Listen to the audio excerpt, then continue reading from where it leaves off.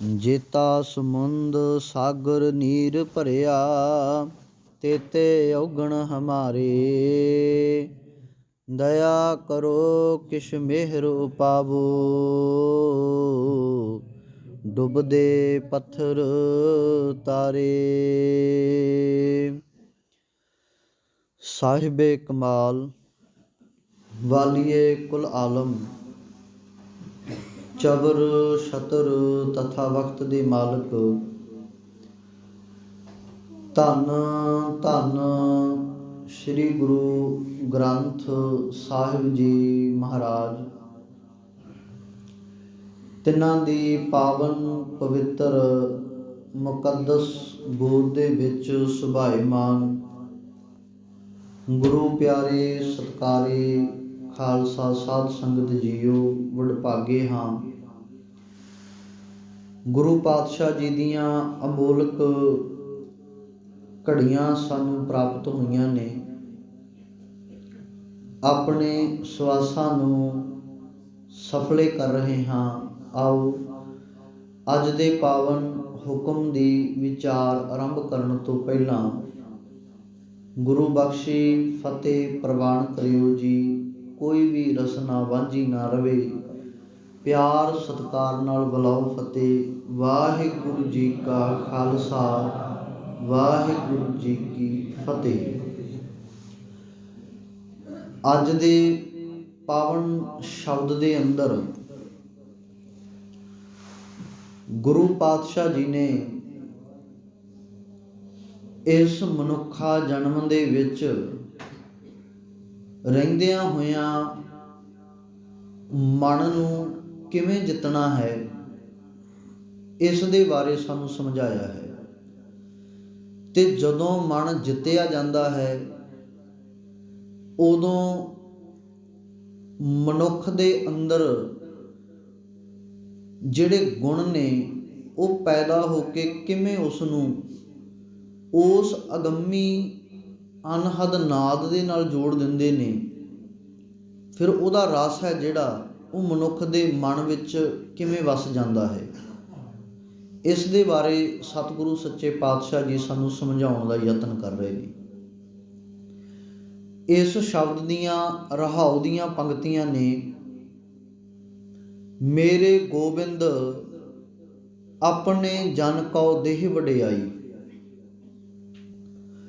ਗੁਰਮਤਿ ਰਾਮ ਨਾਮ ਪ੍ਰਗਾਸੋ, ਸਦਾ ਰਹੋ ਸ਼ਰਨਾਈ। ਕਹਿੰਦੇ ਹੇ ਮੇਰੇ ਗੋਬਿੰਦ ਅਕਾਲ ਪੁਰਖ ਪਰਮਾਤਮਾ ਜੀਓ, ਆਪਣੇ ਜਨ ਕੋ ਮੈਨੂੰ ਆਪਣੇ ਦਾਸ ਨੂੰ ਦੇਹ ਵਡਿਆਈ, ਤੂੰ ਆਪਣੀ ਜਿਹੜੀ ਇੱਜ਼ਤ ਹੈ, ਪੱਤ ਹੈ ਮੇਰੀ, ਉਹ ਰੱਖ ਲਈ ਹੈ, ਇੱਜ਼ਤ ਬਖਸ਼ ਦਿੱਤੀ ਹੈ। ਨਾਮ ਦੀ ਜਿਹੜੀ ਵਡਿਆਈ ਹੈ ਉਹ ਆਪਣੇ ਦਾਸ ਦੇ ਤੂੰ ਝੋਲੀ ਪਾ ਦਿੱਤੀ ਹੈ। ਮੇਰੇ ਗੋਬਿੰਦ ਆਪਣੇ ਜਨ ਕਉ ਦੇਹ ਵਡਿਆਈ, ਗੁਰਮਤਿ ਰਾਮ ਨਾਮ ਪ੍ਰਗਾਸੋ। ਹੁਣ ਕਿਰਪਾ ਸਤਿਗੁਰੂ ਸੱਚੇ ਪਾਤਸ਼ਾਹ ਜੀ ਤੁਸੀਂ ਇਹ ਕਰੋ ਕਿ ਗੁਰੂ ਦੀ ਮੱਤ ਹੈ ਜਿਹੜੀ, ਗੁਰੂ ਗਿਆਨ ਕਿਰਪਾ ਦੇ ਸਦਕਾ ਉਹ ਮੈਨੂੰ ਬਖਸ਼ ਦੇਵੋ ਕਿ ਮੈਂ ਰਾਮ ਨਾਮ ਦੇ ਵਿੱਚ ਜੁੜ ਜਾਵਾਂ। ਰਾਮ ਉਹ ਜਿਹੜਾ ਰਮਿਆ ਹੋਇਆ ਏ। ਕਈ ਵਾਰ ਆਪਾਂ ਸਮਝ ਲਿਆ ਹੈ ਕਿ ਸਭੈ ਘਟ ਰਾਮ ਬੋਲੇ, ਰਾਮਾ ਬੋਲੇ, ਰਾਮ ਬਿਨਾ ਕੋ ਬੋਲੇ ਰੇ। ਉਹ ਰਾਮ ਜਿਹੜਾ ਹਰ ਥਾਂ ਉੱਤੇ, ਹਰ ਸਰੀਰ ਦੇ ਵਿੱਚ, ਹਰ ਜੀ ਜੰਤ ਦੇ ਵਿੱਚ ਸਰਬ ਵਿਆਪਕ ਹੈ। ਉਹ ਅਕਾਲ ਪੁਰਖ ਪਰਮਾਤਮਾ। ਕਹਿੰਦੇ ਉਸ ਦਾ ਨਾਮ ਮੇਰੇ ਹਿਰਦੇ ਦੇ ਵਿੱਚ ਪ੍ਰਕਾਸ਼ ਕਰ ਦੇਵੋ, ਕਿਉਂਕਿ ਜਦੋਂ ਪ੍ਰਕਾਸ਼ ਹਿਰਦੇ ਦੇ ਵਿੱਚ ਹੋ ਗਿਆ, ਫਿਰ ਜਿਹੜੇ ਭਰਮ ਨੇ, ਭਉ ਨੇ, ਉਹ ਨਾਸ਼ ਹੋ ਜਾਣਗੇ, ਖਤਮ ਹੋ ਜਾਣਗੇ, ਚਲੇ ਜਾਣਗੇ। ਤੇ ਹੁਣ ਇਹਨੂੰ ਕੱਟਣ ਦਾ ਇੱਕੋ ਹੀ ਇੱਕ ਤਰੀਕਾ, ਭਰਮਾਂ ਨੂੰ, ਚਿੰਤਾਵਾਂ ਨੂੰ, ਫਿਕਰਾਂ ਨੂੰ, ਕਿ ਪ੍ਰਮਾਤਮਾ ਦਾ ਨਾਮ ਸਾਡੇ ਹਿਰਦੇ ਦੇ ਵਿੱਚ ਪ੍ਰਕਾਸ਼ ਹੋ ਜਾਵੇ। ਗਿਆਨ ਅੰਜਨ ਗੁਰ ਦੀਆ। ਜਦੋਂ ਗਿਆਨ ਰੂਪੀ ਸੁਰਮਾ ਗੁਰੂ ਨੇ ਸਾਡੇ ਮੱਤ ਦੇ ਵਿੱਚ ਪਾ ਦਿੱਤਾ, ਬਖਸ਼ਿਸ਼ ਕਰ ਦਿੱਤਾ। ਦੇਖੋ ਸੁਰਮਾ ਪਾਉਣੇ ਆ ਨਾ ਆਪਾਂ ਅੱਖਾਂ ਦੇ ਵਿੱਚ, ਕਿਉਂਕਿ ਆਪਾਂ ਅੱਖਾਂ ਤੋਂ ਵੇਖਣਾ ਹੁੰਦਾ ਇਸ ਸੰਸਾਰ ਨੂੰ, ਜਗਤ ਨੂੰ, ਹਰ ਇੱਕ ਚੀਜ਼ ਨੂੰ, ਵਸਤੂ ਨੂੰ, ਪਦਾਰਥ ਨੂੰ ਅਸੀਂ ਇਹਨਾਂ ਅੱਖਾਂ ਨਾਲ ਵੇਖਦੇ ਹਾਂ। ਅਤੇ ਇਹਨਾਂ ਅੱਖਾਂ ਦੇ ਵਿੱਚ ਲੱਗਿਆ ਹੋਇਆ ਜਿਹੜਾ ਜਾਲਾ ਏ ਉਹ ਸੁਰਮੇ ਦੇ ਨਾਲ ਲੱਥ ਜਾਂਦਾ ਏ, ਲਹਿ ਜਾਂਦਾ, ਅੱਖਾਂ ਸਾਫ਼ ਰਹਿੰਦੀਆਂ ਨੇ। ਖੈਰ ਅੱਜ ਇੱਕ ਸਿਰਫ ਇਹ ਕਹਿ ਸਕਦੇ ਹਾਂ ਵੀ ਦਿਖਾਵੇ ਦੇ ਲਈ ਜਾਂ ਸੁੰਦਰਤਾ ਦੇ ਸੰਬੰਧ ਦੇ ਵਿੱਚ ਰੱਖ ਕੇ ਹੀ ਜਿਹੜਾ ਕੱਜਲ ਹੈ ਅੱਖਾਂ ਦੇ ਵਿੱਚ ਸੁਰਮਾ ਪਾਇਆ ਜਾਂਦਾ। ਨਹੀਂ ਤੇ ਆਪਾਂ ਬੱਚਿਆਂ ਦੀਆਂ ਅੱਖਾਂ ਵਿੱਚ ਵੀ ਸੁਰਮਾ ਪਾਉਂਦੇ ਹਾਂ, ਵੱਡੇ ਵਡੇਰਿਆਂ ਹੋਣ ਤੱਕ ਵੀ ਸੁਰਮਾ ਕਈ ਪਾਉਂਦੇ ਨੇ। ਉਹਦਾ ਅਰਥ ਹੀ ਹੈ ਵੀ ਅੱਖਾਂ ਸਾਫ਼ ਰਹਿੰਦੀਆਂ ਨੇ, ਕੋਈ ਜਾਲਾ ਲੱਗਿਆ ਹੁੰਦਾ ਜਿਹੜਾ ਉਹ ਲੱਥ ਜਾਂਦਾ, ਤਾਂ ਕਿ ਅੱਖ ਖਰਾਬ ਨਾ ਹੋਵੇ। ਹੁਣ ਗੁਰੂ ਪਾਤਸ਼ਾਹ ਜੀ ਨੇ ਕੀ ਕੀਤਾ, ਸਾਨੂੰ ਗਿਆਨ ਰੂਪੀ ਸੁਰਮਾ ਬਖਸ਼ ਦਿੱਤਾ, ਜਿਹੜਾ ਸਾਡੀ ਸੁਰਤ ਦੀ ਅੱਖ ਦੇ ਵਿੱਚ ਪਾਉਂਦੇ ਆ ਗੁਰੂ ਪਾਤਸ਼ਾਹ ਜੀ। ਸਰੀਰ ਦੀ ਅੱਖ ਬਾਹਰੀ ਦੇਖਦੀ ਹੈ, ਸੁਰਤ ਦੀ ਜਿਹੜੀ ਅੱਖ ਹੈ, ਸਾਡੀ ਸੋਚ ਦੀ, ਬੁੱਧ ਦੀ ਅੱਖ ਹੈ ਨਾ ਜਿਹੜੀ, ਉਹ ਸਾਨੂੰ ਅੰਦਰੋਂ ਗਿਆਨ ਪ੍ਰਗਟ ਦਿੰਦੀ ਹੈ, ਚਾਨਣ ਬਖਸ਼ਦੀ ਹੈ ਵੀ ਤੇਰੀਆਂ ਅੱਖਾਂ ਖੁੱਲ੍ਹ ਜਾਣ, ਤੂੰ ਵੇਖ ਤੇਰੇ ਮਨ ਦੇ ਵਿੱਚ ਕਿੰਨਾ ਕੁ ਗੰਦ ਪਿਆ ਹੈ। ਇਸ ਮਨ ਕੋ ਜਨਮ ਜਨਮ ਕੀ ਮਲ ਲਾਗੀ, ਕਾਲਾ ਹੋਆ ਸਿਆ। ਕਹਿੰਦੇ ਸ਼ਾਹ ਕਾਲਾ ਹੋਇਆ ਪਿਆ, ਇਹਨੂੰ ਜਨਮਾਂ ਜਮਨਾਂਤਰਾਂ ਦੀ ਮੈਲ ਲੱਗੀ ਪਈ ਹੈ। ਅੱਜ ਤੱਕ ਦੇ ਤੇਰੇ ਜ਼ਿੰਦਗੀ ਦੇ ਕੀਤੇ ਹੋਏ ਕਰਮ, ਹਰੇਕ ਸਵਾਸ ਤੇਰਾ ਜਨਮੀ ਹੈ, ਅਤੇ ਕਿੰਨੇ ਸਵਾਸ, ਕਿੰਨੇ ਜਨਮ ਅੱਜ ਤੱਕ ਤੂੰ ਲੈ ਲਏ, ਅਤੇ ਦੇਖ ਲੈ ਤੂੰ ਕਿੰਨੀ ਮੈਲ ਲੱਗੀ ਹੋਈ ਹੈ। ਇਸ ਮੈਲ ਨੂੰ ਉਤਾਰਨ ਦੇ ਲਈ ਗੁਰੂ ਗਿਆਨ ਰੂਪੀ ਸੁਰਮਾ ਹੈ। ਗਿਆਨ ਅੰਜਨ ਗੁਰ ਦੀਆ, ਅਗਿਆਨ ਅੰਧੇਰ ਵਿਨਾਸ਼। ਹੁਣ ਅਗਿਆਨਤਾ ਦਾ ਹਨੇਰਾ ਸੀ, ਜਿਹੜਾ ਅਗਿਆਨਤਾ ਦਾ ਜਾਲਾ ਸੀ, ਉਹ ਸੁਰਤ ਦੇ ਵਿੱਚੋਂ ਨਿਕਲ ਗਿਆ। ਹਰ ਕਿਰਪਾ ਤੇ ਸੰਤ ਭੇਟਿਆ, ਕਹੋ ਨਾਨਕ ਮਨ ਪ੍ਰਗਾਸ। ਜਦੋਂ ਉਸ ਅਕਾਲ ਪੁਰਖ ਪਰਮਾਤਮਾ ਦੀ ਰਹਿਨਮਾਈ ਦੇ ਵਿੱਚ, ਉਹਦੀ ਕਿਰਪਾ ਦੇ ਸਦਕਾ ਸਤ ਸੰਗੀ ਜਨਾਂ ਦਾ ਸੰਗ ਮਿਲ ਗਿਆ, ਸੱਚਾ ਸੰਤ ਸਤਿਗੁਰੂ ਸਾਨੂੰ ਮਿਲ ਗਿਆ, ਸੰਗਤ ਵਿੱਚ ਬੈਠ ਕੇ ਫਿਰ ਸਾਡੇ ਮਨ ਦੇ ਵਿੱਚ ਪ੍ਰਕਾਸ਼ ਖੇੜਾ ਹੋ ਜਾਂਦਾ ਏ। ਭਾਈ ਗੁਰਦਾਸ ਜੀ ਦੇ ਬੋਲ ਪਰਥਾਏ ਗੁਰੂ ਨਾਨਕ ਸਾਹਿਬ ਜੀ ਦੇ, ਕਹਿੰਦੇ ਸਤਿਗੁਰ ਨਾਨਕ ਪ੍ਰਗਟਿਆ। ਪ੍ਰਗਟ ਲਫ਼ਜ਼ ਆਇਆ, ਪ੍ਰਕਾਸ਼ ਦਾ ਅਰਥ ਵੀ ਪ੍ਰਗਟ ਹੀ ਹੈ। ਪ੍ਰਕਾਸ਼ ਦਾ ਅਰਥ ਹੈ ਚਾਨਣ ਹੋ ਜਾਣਾ, ਪ੍ਰਗਟ ਦਾ ਅਰਥ ਵੀ ਹੈ ਨਿਕਲ ਆਉਣਾ, ਸਾਹਮਣੇ ਪ੍ਰਗਟ ਹੋ ਜਾਣਾ। ਭਾਈ ਗੁਰਦਾਸ ਜੀ ਨੇ ਆਪਣੀਆਂ ਵਾਰਾਂ ਦੇ ਵਿੱਚ ਇੱਕ ਇਹ ਵੀ ਗੱਲ ਲਿਖੀ ਹੈ ਕਿ ਕਲ ਤਾਰਨ ਨਾਨਕ ਆਇਆ, ਪਰ ਕਿਤੇ ਵੀ ਇਹ ਨਹੀਂ ਲਿਖਿਆ ਵੀ ਨਾਨਕ ਗਿਆ। ਉਹ ਅੱਜ ਵੀ ਮੌਜੂਦ ਹੈ ਗੁਰੂ ਗ੍ਰੰਥ ਸਾਹਿਬ ਪਾਤਸ਼ਾਹ ਜੀ ਦੇ ਰੂਪ ਵਿੱਚ, ਕਿਉਂਕਿ ਜੋਤ ਤਾਂ ਨਾਨਕ ਹੈ ਨਾ, ਨਾਨਕ ਜੋਤ ਅੱਜ ਵੀ ਹਾਜ਼ਰ ਹੈ। ਇਹਨੂੰ ਅਸੀਂ ਜਾਗਦੀ ਜੋਤ ਕਹਿੰਦੇ ਹਾਂ, ਜੁਗੋ ਜੁਗ ਅਟਲ, ਜਿਹੜੀ ਹਮੇਸ਼ਾ ਅਟਲ ਹੈ।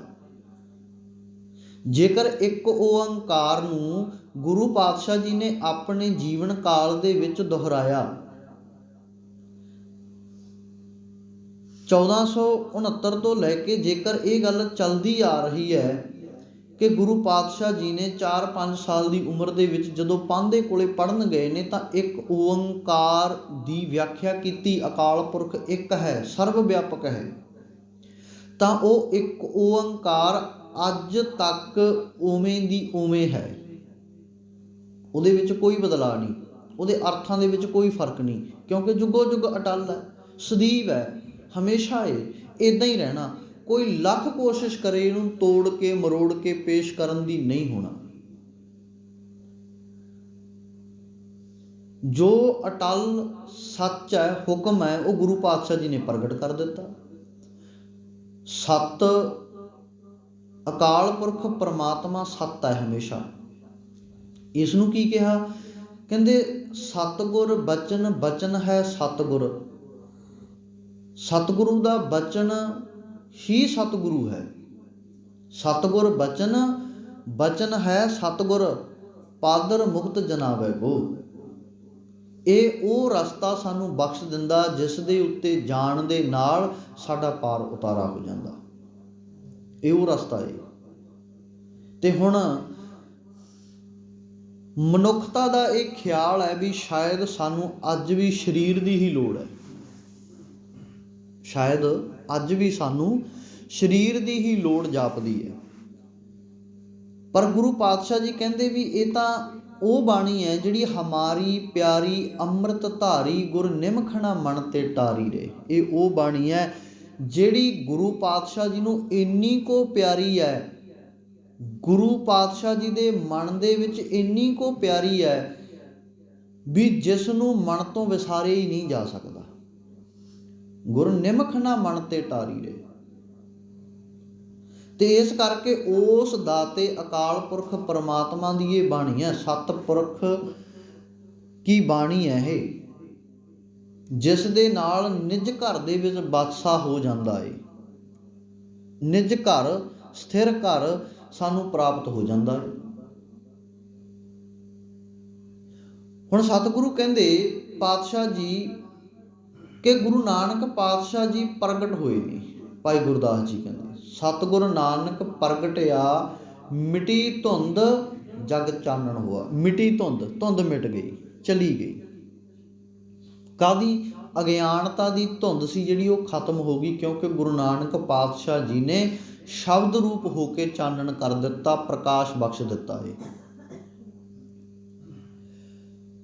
ਇਹ ਰਹਾਉ ਦੀਆਂ ਪੰਕਤੀਆਂ ਦੀ ਆਪਾਂ ਵਿਚਾਰ ਕੀਤੀ ਹੈ।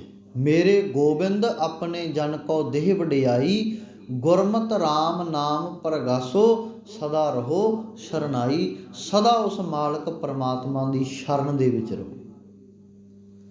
ਜਦੋਂ ਅਕਾਲ ਪੁਰਖ ਪਰਮਾਤਮਾ ਨੇ ਸਾਨੂੰ ਗਿਆਨ ਬਖਸ਼ ਦਿੱਤਾ, ਗੁਰੂ ਤੋਂ ਗਿਆਨ ਪ੍ਰਾਪਤ ਹੋ ਗਿਆ, ਉਦੋਂ ਹਰ ਸਮੇਂ ਅਸੀਂ ਗੁਰੂ ਪਾਤਸ਼ਾਹ ਜੀ ਦੇ ਅੰਗ ਸੰਗ ਰਵਾਂਗੇ। ਉਹ ਮਾਲਕ ਸਾਨੂੰ ਅੰਗ ਸੰਗ ਰੱਖੇਗਾ, ਹਮੇਸ਼ਾ ਸ਼ਰਨ ਵਿੱਚ ਰੱਖੇਗਾ। ਭੇਸਤ ਨਜੀਕ ਰਾਖ ਰਹਿਮਾਨਾ। ਭੇਸਤ ਦਾ ਅਰਥ ਹੈ ਸਵਰਗ। ਕਹਿੰਦੇ ਸਵਰਗ ਮੇਰੇ ਲਈ ਹੈ ਜਦੋਂ ਅਕਾਲ ਪੁਰਖ ਪਰਮਾਤਮਾ ਦੇ ਮੈਂ ਨੇੜੇ ਰਹਿੰਦਾ ਹਾਂ। ਜਦੋਂ ਮਾਲਕ ਦੇ ਨੇੜੇ ਹਾਂ ਉਦੋਂ ਸਵਰਗ ਹੈ। ਤੇ ਜਦੋਂ ਉਸ ਮਾਲਕ ਪਰਮਾਤਮਾ ਦੇ ਗੁਣਾਂ ਤੋਂ, ਉਸ ਦੀ ਹਾਜ਼ਰੀ ਤੋਂ ਮੈਂ ਦੂਰ ਹੁੰਦਾ ਹਾਂ, ਸਰੀਰ ਕਰਕੇ ਨਹੀਂ, ਮਨ ਕਰਕੇ। ਕਿਉਂਕਿ ਸਰੀਰ ਕਰਕੇ ਅੱਜ ਅਸੀਂ ਕੁਝ ਸਮਾਂ ਕੱਢ ਕੇ ਸੰਗਤ ਵਿੱਚ ਬਹਿੰਦੇ ਹਾਂ, ਗੁਰੂ ਹਜ਼ੂਰੀ ਵਿੱਚ ਬਹਿੰਦੇ ਹਾਂ। 24 ਘੰਟੇ ਥੋੜ੍ਹੀ ਆਪਾਂ ਇੱਥੇ ਬੈਠਣਾ, ਨਾ ਕੋਈ ਬੈਠਿਆ। ਪਰ ਸਤਿਗੁਰੂ ਪਾਤਸ਼ਾਹ ਜੀ ਦੀ ਪਿਆਰੀ ਸੰਗਤ ਦੇ ਵਿੱਚ ਬੈਠ ਕੇ, ਗੁਰੂ ਦੇ ਪਿਆਰੇ ਹੁਕਮ ਦੇ ਨਾਲ ਜੁੜ ਕੇ ਅਸੀਂ ਇਹ ਸਿੱਖਣਾ ਹੈ ਵੀ ਅਸੀਂ ਹਰ ਸਮੇਂ ਪੂਰੇ 24 ਦੇ 24 ਘੰਟੇ ਅੱਠੇ ਪਹਿਰ ਉਸ ਮਾਲਕ ਪਰਮਾਤਮਾ ਜੀ ਦੇ ਹਜ਼ੂਰੀ ਵਿੱਚ ਰਹਿਣਾ ਹੈ, ਨੇੜੇ ਰਹਿਣਾ, ਉਸ ਨੂੰ ਮਹਿਸੂਸ ਕਰਨਾ ਵੀ ਮਾਲਕ ਨੇੜੇ ਹੈ। ਹੁਣ ਕੋਈ ਇਹ ਸਮਝ ਲਵੇ ਵੀ ਕੋਈ ਹਿੰਦੂ ਭਰਾ ਹੈ, ਉਹ ਮੰਦਿਰ ਵਿੱਚ ਆਉਂਦਾ ਹੈ, ਆਪਦੀ ਆਰਤੀ ਕਰਦਾ, ਪੂਜਾ ਕਰਦਾ, ਟਿੱਕਾ ਲਗਾਉਂਦਾ ਤੇ ਉਹ ਚਲਿਆ ਜਾਂਦਾ। ਉਹ ਸੋਚਦਾ ਵੀ ਜਿੰਨਾ ਚਿਰ ਮੈਂ ਮੰਦਿਰ ਸੀ ਓਨਾ ਚਿਰ ਰੱਬ ਸੀ। ਮਸਜਿਦ ਵਿੱਚ ਜਾਣ ਵਾਲਾ ਵੀ ਇਹ ਮਨ ਦੇ ਵਿੱਚ ਖਿਆਲ ਰੱਖਦਾ ਵੀ ਜਿਹੜਾ ਖੁਦਾ ਹੈ, ਅੱਲਾ ਹੈ, ਉਹ ਮਸਜਿਦ ਵਿੱਚ ਹੈ।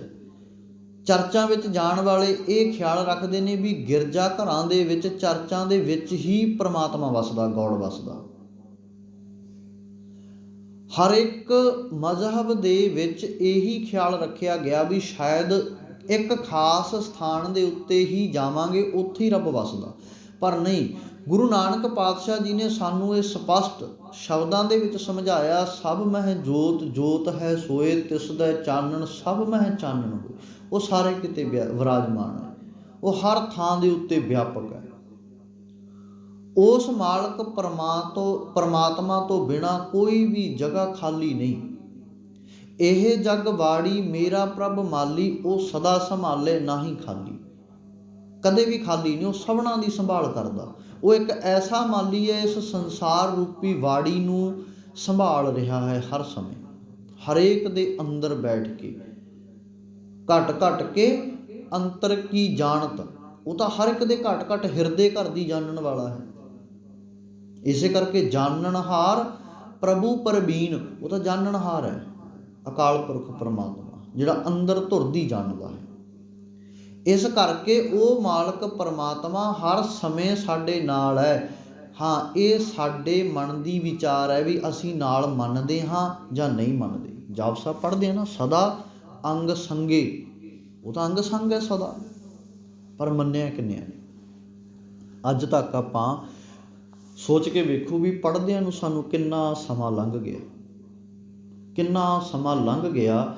ਗੁਰੂ ਪਾਤਸ਼ਾਹ ਜੀ ਵਾਰ-ਵਾਰ ਸਾਨੂੰ ਸਮਝਾਉਂਦੇ ਨੇ ਵੀ ਜਿਨ ਪ੍ਰੇਮ ਕੀਓ ਤਿਨ ਹੀ ਪ੍ਰਭ ਪਾਇਓ, ਵੀ ਮਿਲਣਾ ਪਰਮਾਤਮਾ ਪ੍ਰੇਮ ਦੇ ਨਾਲ ਹੈ। ਤੇ ਜੋ ਤੋ ਪ੍ਰੇਮ ਖੇਲਣ ਕਾ ਚਾਓ, ਸਿਰ ਧਰ ਤਲੀ ਗਲੀ ਮੁਰੀ ਆਓ। ਇਤ ਮਾਰਗ ਪੈਰ ਧਰੀਜੈ, ਸਿਰ ਦੀਜੈ ਕਾਣ ਨਾ ਕੀਜੈ। ਜਦੋਂ ਸੀਸ ਹੀ ਸਤਿਗੁਰੂ ਦੇ ਅੱਗੇ ਭੇਟ ਕਰ ਦਿੱਤਾ, ਸਤਿਗੁਰੂ ਨੂੰ ਸਿਰ ਅਸੀਂ ਸੌਂਪ ਦਿੱਤਾ, ਤੇ ਫਿਰ ਉਹ ਸਿਰ ਸਿਰਫ ਤੇ ਸਿਰਫ ਗੁਰੂ ਦਾ, ਹੋਰ ਕਿਸੇ ਦਾ ਨਹੀਂ। ਇਹ ਚੇਤਾ ਰੱਖਿਓ। ਗੁਰੂ ਨਾਨਕ ਪਾਤਸ਼ਾਹ ਜੀ ਤੋਂ ਲੈ ਕੇ 10ਵੇਂ ਪਾਤਸ਼ਾਹ ਜੀ ਤੱਕ 239 ਸਾਲ ਦਾ ਸਮਾਂ ਨਾਨਕ ਜੋਤ ਜਦੋਂ ਸਰੀਰ ਦੇ ਵਿੱਚ ਵਿਚਰੀ ਹੈ, ਤੇ ਉਦੋਂ ਤੱਕ ਜਿਹੜਾ ਵੀ ਗੁਰੂ ਨਾਨਕ ਪਾਤਸ਼ਾਹ ਜੀ ਦੇ ਕੋਲ ਆ ਕੇ ਸੀਸ ਝੁਕਾ ਗਿਆ, ਉਹਨੇ ਆਪਣਾ ਸੀਸ ਗੁਰੂ ਤੋਂ ਬਿਨਾਂ ਹੋਰ ਕਿਸੇ ਨੂੰ ਨਹੀਂ ਦਿੱਤਾ। ਇਹ ਅਸੀਂ ਹੁਣ ਆਪਣੇ ਮਨ ਦੇ ਵਿੱਚ ਵਿਚਾਰ ਕਰਨੀ ਹੈ ਵੀ ਕੀ ਸਾਡਾ ਸੀਸ ਗੁਰੂ ਨੂੰ ਦਿੱਤਾ ਹੋਇਆ? ਹੁਣ ਸੋਚ ਕੇ ਵੇਖੋ ਨਾ, ਇੱਕ ਉਦਾਹਰਨ ਲੈ ਲਈਏ, ਸੌਖਾ ਸਮਝ ਆ ਜਾਵੇਗਾ ਕਿ ਅਸੀਂ ਭੇਟਾ ਲੈ ਕੇ ਆਏ ਘਰ ਤੋਂ, 10 ਰੁਪਈਏ 5 ਰੁਪਈਏ 20 ਰੁਪਏ ਕਿੰਨੇ ਵੀ ਅਸੀਂ ਲਿਆ ਕੇ ਗੁਰੂ ਦੀ ਗੋਲਕ ਵਿੱਚ ਪਾ ਦਿੱਤੇ। ਕੀ ਸਮਝਿਆ ਅਸੀਂ? ਵੀ ਇਹ ਭੇਟਾ ਗੁਰੂ ਦੀ ਹੈ। ਇਹ ਜਿਹੜੀ ਅਸੀਂ ਭੇਟਾ ਲੈ ਕੇ ਆਏ ਹਾਂ ਨਮਸਕਾਰ ਕਰਨ ਦੇ ਲਈ, ਗੁਰੂ ਦੀ ਹੈ। ਤੇ ਕੀ ਅਸੀਂ ਉਹ ਜਾਂਦੇ ਹੋਏ ਇੱਥੋਂ ਵਾਪਸ ਪਰਿਕਰਮਾ ਕੀਤੀ, ਹੁਕਮਨਾਮਾ ਪੜ੍ਹਿਆ, ਅਸੀਂ 10 ਮਿੰਟ ਬੈਠੇ, 15 ਮਿੰਟ ਬੈਠੇ, ਕੋਈ ਅੱਧਾ ਘੰਟਾ ਬੈਠਿਆ, ਵਾਹਿਗੁਰੂ ਵਾਹਿਗੁਰੂ ਸਿਮਰਨ ਕੀਤਾ, ਤੇ ਜਾਂਦੇ ਹੋਏ ਥੋੜ੍ਹੀ ਹੈ ਵੀ ਅਸੀਂ ਉਹ 10 ਰੁਪਏ ਜਿਹੜਾ ਮੱਥਾ ਟੇਕਿਆ ਉਹ ਚੁੱਕ ਕੇ ਵਾਪਸ ਲੈ ਜਾਵਾਂਗੇ। ਉਹੀ 10 ਰੁਪਏ ਜਿਹੜੇ ਅਸੀਂ ਗੁਰੂ ਨੂੰ ਰੱਖੇ ਆ ਉਹ ਕਿਸੇ ਥਾਂ ਤੇ ਹੋਰ ਜਾ ਕੇ ਰੱਖ ਦੇਵਾਂਗੇ, ਫਿਰ ਉਹਦੇ ਅੱਗਿਓਂ ਚੱਕ ਕੇ ਕਿਸੇ ਹੋਰ ਅੱਗੇ ਰੱਖ ਦੇਵਾਂਗੇ। ਤੇ ਸੋਚ ਕੇ ਵੇਖੋ, ਜੇਕਰ ਅਸੀਂ ਇੱਦਾਂ ਨਹੀਂ ਕਰਦੇ, ਨਹੀਂ ਕਰ ਸਕਦੇ, ਤੇ ਫਿਰ ਅਸੀਂ ਸਿਰ ਨਾਲ ਇੱਦਾਂ ਕਿਉਂ ਕਰਦੇ ਹਾਂ? ਜਦੋਂ ਅਸੀਂ ਗੁਰੂ ਨੂੰ ਸੌਂਪ ਹੀ ਦਿੱਤਾ, ਅਸੀਂ ਨਮਸਕਾਰ ਹੀ ਕਰ ਦਿੱਤੀ, ਸਿਰ ਟੇਕ ਦਿੱਤਾ, ਮੱਥਾ ਟੇਕ ਦਿੱਤਾ, ਫਿਰ ਉਹ ਮੱਥਾ ਉਹ ਸਿਰ ਕਿਸੇ ਹੋਰ ਅੱਗੇ ਤਾਂ ਟਿਕਣਾ ਹੀ ਨਹੀਂ ਚਾਹੀਦਾ ਸੀ। ਇੱਥੇ ਹੀ ਫਰਕ ਹੈ ਕਿ ਗੁਰੂ ਨਾਨਕ ਪਾਤਸ਼ਾਹ ਜੀ ਨੇ ਇਸ ਸਿਰ ਨੂੰ ਆਪਣੇ ਕੋਲੇ ਰੱਖ ਕੇ ਨਾ ਇਹਦੇ ਵਿੱਚ ਮੱਤ ਪਾਉਣੀ ਸੀ। ਗੁਰੂ ਨੇ ਆਪਣੀ ਮੱਤ ਇਸ ਸਿਰ ਦੇ ਵਿੱਚ ਪਾਉਣੀ ਸੀ। ਅਸੀਂ ਚੁੱਕ ਕੇ ਲੈ ਗਏ, ਫਿਰ ਅਸੀਂ ਰੱਖਿਆ ਹੀ ਕੁਝ ਸਮਾਂ, ਤੇ ਕੁਝ ਸਮੇਂ ਦੇ ਵਿੱਚ ਸਤਿਗੁਰੂ ਨੂੰ ਕੀ ਪਰਖੇਗਾ? ਕਿਉਂਕਿ ਸਤਿਗੁਰੂ ਦੀ ਖੇਡ ਬੜੀ ਨਿਰਾਲੀ ਹੈ, ਉਹਦੀ ਪਰਖ ਬੜੀ ਹੈ, ਪਾਰਖੂ ਹੈ ਸਤਿਗੁਰੂ। ਤੇ ਸਤਿਗੁਰੂ ਨੇ ਉਸ ਟੇਕੇ ਹੋਏ ਸਿਰ ਦੀ ਪਰਖ ਕਰਨੀ ਹੈ, ਤੇ ਪਰਖ ਕਰਨ ਦੇ ਲਈ ਗੁਰੂ ਨੂੰ ਹਵਾਲੇ ਦੇਣਾ ਪਵੇਗਾ, ਆਪਣਾ ਆਪ ਹਵਾਲੇ ਕਰਨਾ ਪਵੇਗਾ ਵੀ ਮੈਂ ਤੇਰੇ ਹਵਾਲੇ ਹਾਂ ਸਤਿਗੁਰੂ, ਆ ਮੇਰੀ ਮੱਤ, ਮੇਰਾ ਖੋਪੜ, ਮੇਰਾ ਸਿਰ, ਇਹ ਤੇਰੇ ਹਵਾਲੇ ਹੈ। ਹੁਣ ਤੂੰ ਇਸ ਨੂੰ ਜਿੰਨਾ ਮਰਜ਼ੀ ਪਰਖ ਲੈ। ਤੇ ਸੱਚ ਜਾਣਿਓ, ਇੱਥੇ ਪਰਖ ਕੋਈ ਇਹ ਨਹੀਂ ਛੋਟੀ ਹੈ, ਇੱਥੇ ਪਰਖਾਂ ਵੀ ਬੜੀਆਂ ਵੱਡੀਆਂ ਨੇ। ਇੱਥੇ ਪਰਖ ਹੀ ਨਹੀਂ ਪਤਾ, ਗੁਰੂ ਸਾਹਿਬ ਪਰਚਾ ਹੀ ਇਹ ਪਾ ਦੇਵੇ ਵੀ ਚੱਲ ਆਰੇ ਥੱਲੇ ਖੜ ਜਾ। ਪਰਖ ਹੈ ਗੁਰੂ ਦੀ ਵੀ ਭੱਜਦਾ ਕਿ ਨਹੀਂ ਭੱਜਦਾ, ਸਿੱਖੀ ਅਪਣਾਉਂਦਾ ਕਿ ਤਿਆਗਦਾ, ਪਰਖ ਹੈ ਨਾ।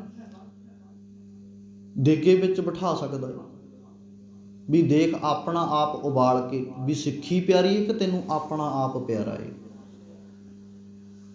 ਰੂੰ ਦੇ ਵਿੱਚ ਲਪੇਟ ਕੇ ਸਾੜਿਆ ਜਾ ਸਕਦਾ, ਬੰਦ ਬੰਦ ਕੱਟਿਆ ਜਾ ਸਕਦਾ, ਖੋਪੜ ਲਾਇਆ ਜਾ ਸਕਦਾ ਵੀ ਸਿੱਖੀ ਪਿਆਰੀ ਹੈ ਕਿ ਨਹੀਂ ਪਿਆਰੀ। ਪਰਖ ਹੈ ਗੁਰੂ ਦੀ ਵੀ ਗੁਰੂ ਨਾਲ ਕਿੰਨਾ ਕੁ ਪਿਆਰ ਹੈ। ਚੀਜ਼ਾਂ ਵਸਤਾਂ ਨਾਲ ਬਹੁਤ ਪਿਆਰ ਹੈ, ਹੋਰ ਘਰ ਪਰਿਵਾਰ ਮੋਹ ਬਹੁਤ ਪਿਆਰ ਹੈ, ਜ਼ਮੀਨ ਜਾਇਦਾਦ ਦੇ ਨਾਲ ਬਹੁਤ ਪਿਆਰ ਹੈ, ਵੀ ਗੁਰੂ ਨਾਲ ਵੀ ਪਿਆਰ ਹੈ। ਦੇਖੋ ਨਾ, ਵੱਟ ਦੇ ਨਾਲ ਜ਼ਮੀਨ ਦੇ ਨਾਲ ਇੰਨਾ ਪਿਆਰ ਹੈ ਵੀ ਮਰਨ ਮਾਰਨ ਤੇ ਤਿਆਰ ਹੋ ਜਾਂਦਾ। ਕਈਆਂ ਚੱਲ ਜਾਂਦੀਆਂ, ਜਿਹੜੀਆਂ ਕਈਆਂ ਨੇ ਨੱਕੇ ਵੱਢਣੇ ਹੁੰਦੇ ਇੱਕ ਦੂਜੇ ਦੇ ਗਲ ਵੜਾ ਦਿੰਦੀਆਂ ਨੇ, ਕਿਉਂਕਿ ਪਿਆਰ ਹੈ। ਅਤੇ ਹੁਣ ਗੁਰੂ ਨਾਲ ਕੀ ਪਿਆਰ ਹੈ ਵੀ ਜੇ ਗੁਰੂ ਪਾਤਸ਼ਾਹ ਜੀ ਦਾ ਵੀ ਅਕਾਲ ਪੁਰਖ ਪਰਮਾਤਮਾ ਦੀ ਰਜ਼ਾ ਦੇ ਵਿੱਚ ਪਰਚਾ ਹੀ ਪੈ ਗਿਆ, ਪੇਪਰ ਹੀ ਪੈ ਗਿਆ ਵੀ ਚਰਖੜੀ 'ਤੇ ਚੜ੍ਹਨਾ ਪੈਣਾ। ਦੇਖੋ ਨਾ, ਸ਼ਾਹਬਾਜ਼ ਸਿੰਘ ਅਤੇ ਸੁਬੇਗ ਸਿੰਘ ਜੀ ਪਿਓ ਪੁੱਤ ਨੇ ਰਿਸ਼ਤੇ ਦੇ ਵਿੱਚ, ਤਸੀਹੇ ਦਿੱਤੇ ਅਸਹਿ ਅਤੇ ਅਕਹਿ। ਫਿਰ ਕੀ ਕੀਤਾ, ਉਹਨਾਂ ਨੂੰ ਅੱਡ ਅੱਡ ਜੇਲ੍ਹਾਂ ਦੇ ਵਿੱਚ ਬੰਦ ਕਰ ਦਿੱਤਾ ਗਿਆ। ਦੇਖੋ ਇਸ ਨੂੰ ਇਹ ਸਮਝ ਲਈਏ ਵੀ ਅਚਰ ਚਰੈ। ਅਚਰ ਦਾ ਅਰਥ ਹੈ ਨਾ ਜਿੱਤਿਆ ਜਾਣ ਵਾਲਾ ਮਨ, ਚਰੈ ਦਾ ਅਰਥ ਹੈ ਜਿੱਤ ਲਿਆ ਹੈ। ਤਾਂ ਸਿੱਧ ਹੋਈ, ਤਾਂ ਸਿੱਧੀ ਹੁੰਦੀ ਹੈ, ਤਾਂ ਮਨ ਦੇ ਵਿੱਚ ਪਿਆਰ ਬਣਦਾ ਏ ਜਦੋਂ ਅਸੀਂ ਮਨ ਨੂੰ ਜਿੱਤ ਲਵਾਂਗੇ, ਜਿਹੜਾ ਕਿਸੇ ਤੋਂ ਵੀ ਜਿੱਤਿਆ ਨਹੀਂ ਜਾਂਦਾ। ਮਨ ਜਿਹੜਾ ਇਸ ਸੰਸਾਰ ਦੀਆਂ ਖੁਆਇਸ਼ਾਂ ਦੇ ਵਿੱਚ, ਆਸ਼ਾਵਾਂ ਦੇ ਵਿੱਚ, ਤ੍ਰਿਸ਼ਨਾਵਾਂ ਦੇ ਵਿੱਚ ਭੱਜਿਆ ਫਿਰਦਾ, ਉਸ ਨੂੰ ਉਹਨਾਂ ਵੱਲੋਂ ਮੋੜ ਕੇ ਗੁਰੂ ਵੱਲ ਜੋੜ ਲੈਣਾ ਬਹੁਤ ਵੱਡੀ ਬਖਸ਼ਿਸ਼ ਹੈ। ਮਨ ਜੀਤਾ ਜਗ ਜੀਤ, ਇਹ ਮਨ ਜਿੱਤਣਾ ਪੈਣਾ ਹੈ। ਜੇਕਰ ਅਸੀਂ ਮਨ ਨਹੀਂ ਜਿੱਤ ਸਕੇ ਆਪਣਾ, ਫਿਰ ਅਸੀਂ ਹੋਰ ਕਿੱਥੋਂ ਕੀ ਜਿੱਤ ਲਵਾਂਗੇ। ਕਿਉਂਕਿ ਮਨ ਪੰਖੀ ਭਇਓ ਉੱਡ ਉੱਡ ਦਹਿ ਸਜਾਏ, ਇਹਨੂੰ ਟਿਕਾਉਣਾ ਪੈਣਾ। ਮਨ ਰੇ ਥਿਰ ਰਹੋ ਮਤ ਕਤ ਜਾਹੀ ਜੀਓ, ਇਹਨੂੰ ਟਿਕਾਉਣਾ ਪੈਣਾ, ਥਿਰ ਕਰਨਾ ਪੈਣਾ। ਜੇਕਰ ਇਹ ਸਥਿਰ ਹੈ, ਟਿਕਿਆ ਹੋਇਆ, ਤਾਂ ਹੀ ਇਹਦੇ ਵਿੱਚ ਸ਼ਬਦ ਵਸੇਗਾ। ਜੇਕਰ ਟਿਕਿਆ ਹੋ ਨਹੀਂ, ਭੜਕਣਾ ਦੇ ਵਿੱਚ ਹੈ, ਕਦੇ ਉਧਰ ਲਾਲਚ ਨੂੰ ਭਜਦਾ, ਕਦੇ ਕਾਮ ਨੂੰ ਭਜਦਾ, ਕਦੇ ਕ੍ਰੋਧ ਨੂੰ ਭਜਦਾ, ਕਦੇ ਲੋਭ ਨੂੰ ਭਜਦਾ, ਕਦੇ ਮੋਹ ਦੇ ਪਿੱਛੇ ਭਜਦਾ, ਕਦੇ ਨਿੰਦਿਆ ਚੁਗਲੀ ਦਵੈਸ਼, ਪਤਾ ਨਹੀਂ ਕੀ ਕੁਝ। ਜੇਕਰ ਟਿਕਿਆ ਹੋਇਆ ਨਹੀਂ ਨਾ, ਇਹਦੇ ਵਿੱਚ ਸ਼ਬਦ ਨਹੀਂ ਵਸਣਾ। ਹੁਣ ਸੁਬੇਗ ਸਿੰਘ ਤੇ ਸ਼ਾਹਬਾਜ਼ ਸਿੰਘ, ਮਨ ਜਿੱਤਿਆ ਹੋਇਆ, ਤੇ ਜਿੱਤੇ ਹੋਏ ਮਨ ਦੀ ਨਿਸ਼ਾਨੀ ਇਹੀ ਹੈ ਵੀ ਉਹਨਾਂ ਨੇ ਆਪਣਾ ਆਪ ਗੁਰੂ ਨੂੰ ਸੌਂਪਿਆ ਹੋਇਆ। ਕਿਉਂਕਿ ਗੁਰੂ ਨੂੰ ਪਾਉਣ ਦੇ ਲਈ ਆਪਣਾ ਆਪ ਵੇਚਣਾ ਪੈਂਦਾ। ਮਨ ਵੇਚੈ ਸਤਿ ਗੁਰ ਕੈ ਪਾਸ, ਮਨ ਵੇਚਣਾ ਪੈਣਾ। ਤੇ ਵੇਚ ਕੇ ਨਹੀਂ ਬਾਅਦ ਦੇ ਵਿੱਚ ਵੀ ਅਸੀਂ ਦੁੱਗਣੀ ਭੇਟਾ ਦੇ ਦੇਵਾਂਗੇ ਜੀ, ਦੁੱਗਣਾ ਖਰਚਾ ਦੇ ਦੇਵਾਂਗੇ, ਸਾਨੂੰ ਇਹ ਚੀਜ਼ ਸਾਡੀ ਵਾਪਸ ਦੇ ਦਿਓ, ਨਹੀਂ, ਫਿਰ ਗੁਰੂ ਤੋਂ ਵਾਪਸ ਨਹੀਂ ਹੋਣਾ। ਮਨ ਵੇਚਣਾ ਪੈਣਾ, ਫੇਰ ਹੀ ਤਿਸ ਸੇਵਕ ਕੇ ਕਾਰਜ ਰਾਸ। ਹੁਣ ਸ਼ਾਹਬਾਜ਼ ਸਿੰਘ ਤੇ ਸੁਬੇਗ ਸਿੰਘ ਜੀ ਨੂੰ ਅਲੱਗ-ਅਲੱਗ ਜੇਲ੍ਹਾਂ ਦੇ ਵਿੱਚ ਕੈਦ ਕਰ ਦਿੱਤਾ। ਹੁਣ ਸੁਬੇਗ ਸਿੰਘ ਕੋਲੇ ਜਾਂਦੇ ਨੇ ਵੀ ਵੇਖ ਸੁਬੇਗ ਸਿੰਘਾ, ਤੇਰਾ ਪੁੱਤਰ ਸ਼ਾਹਬਾਜ਼ ਸਿੰਘ ਤਸੀਹਿਆਂ ਤੋਂ ਡਰਦਾ ਹੋਇਆ, ਕੁੱਟ ਮਾਰ ਤੋਂ ਡਰਦਾ ਹੋਇਆ ਨਾ, ਮੰਨ ਗਿਆ ਵੀ ਮੈਂ ਸਿੱਖੀ ਛੱਡੀ, ਮੈਨੂੰ ਇਸਲਾਮ ਕਬੂਲ ਹੈ। ਕਹਿੰਦੇ ਵੀ ਉਹਨੇ ਮੰਨ ਲਿਆ, ਤੇਰੇ ਪੁੱਤਰ ਨੇ, ਵੀ ਉਹਨੇ ਸਿੱਖੀ ਛੱਡ ਦਿੱਤੀ, ਮੌਤ ਤੋਂ ਡਰ ਗਿਆ। ਸੁਬੇਗ ਸਿੰਘ ਨੂੰ ਇੰਨਾ ਕੁ ਵਿਸ਼ਵਾਸ ਹੈ ਕਿ ਨਹੀਂ, ਉਹ ਮੇਰਾ ਪੁੱਤਰ ਹੀ ਨਹੀਂ ਰਿਹਾ। ਕਹਿੰਦਾ ਉਹ ਕਾਜੀ ਪੌਦਾ, ਕਹਿੰਦਾ ਹੈਰਾਨ, ਕਹਿੰਦਾ ਕਮਾਲ ਦੀ, ਉਹ ਤੇਰਾ ਪੁੱਤਰ ਤਾਂ ਹੈ। ਉਹ ਕਹਿੰਦਾ ਠੀਕ ਹੈ ਵੀ ਮੇਰੇ ਘਰ ਵਿੱਚ ਜਨਮਿਆ, ਵੀ ਇਸ ਕਰਕੇ ਤੂੰ ਸਾਨੂੰ ਬਾਪ ਤੇ ਪੁੱਤ ਦੇ ਰਿਸ਼ਤੇ ਨਾਲ ਵੇਖ ਰਿਹਾ। ਕਹਿੰਦਾ ਪਰ ਕਾਜੀ ਇਹ ਗੱਲ ਧਿਆਨ ਵਿੱਚ ਕਰ ਲੈ ਕਿ ਜਿਸ ਦਿਨ ਸ਼ਾਹਬਾਜ਼ ਸਿੰਘ ਗੁਰੂ ਕਲਗੀਧਰ ਪਾਤਸ਼ਾਹ ਜੀ ਦੇ ਘਰ ਦਾ ਦਰ ਦਾ ਸੇਵਕ ਬਣ ਕੇ ਗੁਰੂ ਨਾਨਕ ਪਾਤਸ਼ਾਹ ਜੀ ਦੇ ਦਰ ਤੋਂ ਝੋਲੀ ਅੱਡ ਕੇ ਜਿਦਨੇ ਅੰਮ੍ਰਿਤ ਦੀ ਦਾਤ ਮੰਗ ਕੇ ਉਸ ਨੇ ਅੰਮ੍ਰਿਤ ਛਕਿਆ ਸੀ ਨਾ, ਉਹ ਗੁਰੂ ਗੋਬਿੰਦ ਸਿੰਘ ਪਾਤਸ਼ਾਹ ਜੀ ਦਾ ਪੁੱਤਰ ਬਣ ਗਿਆ ਸੀ। ਹੁਣ ਤੂੰ ਸੋਚ ਵਿਚਾਰ ਕਿ ਗੁਰੂ ਗੋਬਿੰਦ ਸਿੰਘ ਜੀ ਦਾ ਪੁੱਤਰ ਜੰਗ ਦੇ ਵਿੱਚ ਵੱਢਿਆ ਤਾਂ ਜਾ ਸਕਦਾ, ਪਰ ਢਾਇਆ ਨਹੀਂ ਜਾ ਸਕਦਾ।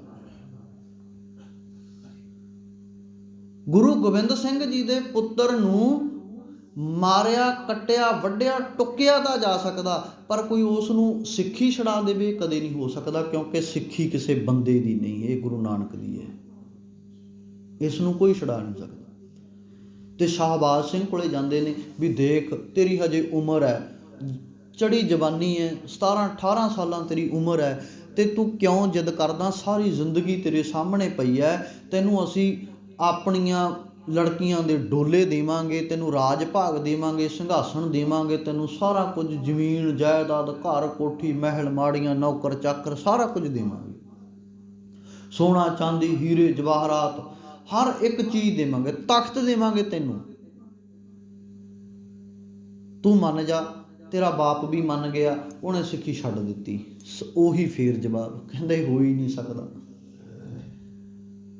ਵੀ ਜਿਹੜੇ ਬਾਪ ਨੇ ਮੈਨੂੰ ਗੁੜਤੀ ਗੁਰਬਾਣੀ ਦੀ ਦਿੱਤੀ ਹੋਵੇ, ਗੁਰੂ ਦੀ ਗੁੜਤੀ ਦਿੱਤੀ ਹੋਵੇ ਜਨਮ ਤੋਂ, ਜਿਹਨੇ ਮੈਨੂੰ ਆਪ ਆਪਣੇ ਨਾਲ ਉੱਠ ਕੇ ਬਿਠਾ ਕੇ ਨਿਤਨੇਮ ਮੇਰੀ ਝੋਲੀ ਪਾਇਆ ਹੋਵੇ, ਸੌਣ ਵੇਲੇ ਤਾਂ ਮੈਨੂੰ ਸਿਖਾਇਆ ਹੋਵੇ ਵੀ ਇਸ ਘਰ ਦੇ ਵਿੱਚ ਸੱਦੜੇ ਪੈਣਗੇ ਪੁੱਤਰ, ਹਰ ਇੱਕ ਨੂੰ ਸੱਦਾ ਪੈ ਰਿਹਾ, ਤੈਨੂੰ ਵੀ ਪੈਣਾ, ਤੇ ਇਸ ਕਰਕੇ ਚੇਤਾ ਰੱਖੀ ਉਸ ਸੱਦਣਹਾਰੇ ਨਾਲ ਜੁੜਨਾ, ਤੇ ਇੱਥੇ ਦੁਨੀਆ ਦੇ ਕਿਸੇ ਹੋਰ ਨਾਲ ਨਹੀਂ ਜੁੜਨਾ।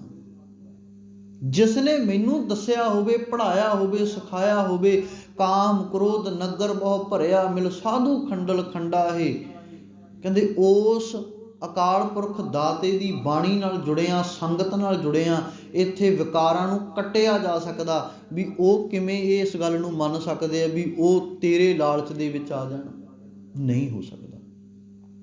ਜਦੋਂ ਨਾ ਮੰਨੇ, ਕਈ ਦਿਨ ਲੰਘ ਗਏ, ਆਖਰ ਉਹਨਾਂ ਨੂੰ ਸਜ਼ਾ ਦਿੱਤੀ ਗਈ ਮੌਤ ਦੀ, ਕਿ ਚਰਖੜੀਆਂ ਦੇ ਉੱਤੇ ਚੜ੍ਹਾ ਕੇ ਇਹਨਾਂ ਨੂੰ ਪਿੰਜ ਦਿੱਤਾ ਜਾਵੇ।